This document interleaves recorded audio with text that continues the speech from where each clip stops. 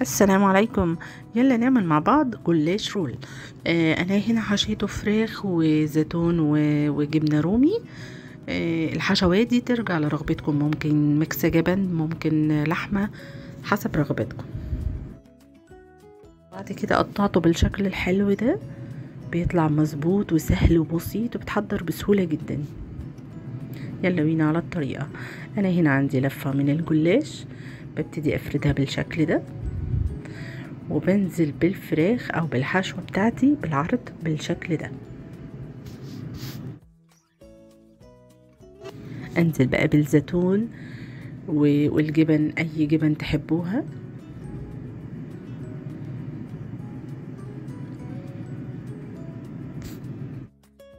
ابتدي الف رول بالشكل ده واطبق من الجنبين بالشكل ده، يعني الطريقة موضحة في الفيديو. ابتدي بقى ارصهم في الصينية. عملت واحدة تاني معاكم اهو. اهم حاجة اخد بالي ان كله يطلع مقاس واحد.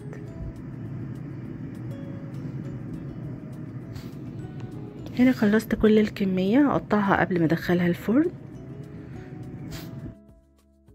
وهدهن على الوش المادة الدهنية بتاعتي. انا هنا دهنت زبدة.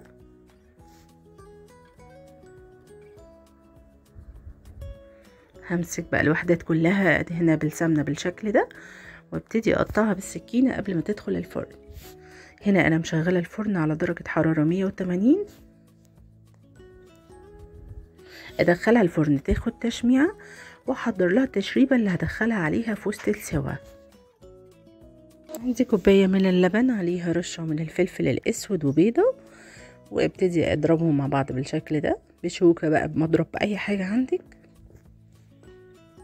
وهنا هفتح الفرن في نص السوا بتاعة الجلاش، وهبتدي اسقي الجلاش بالتشريبة اللي عملتها.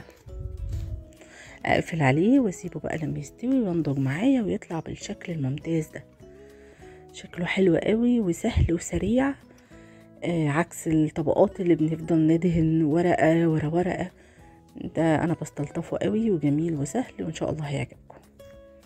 اتمنى من كل قلبي الوصفة تكون عجبتكم.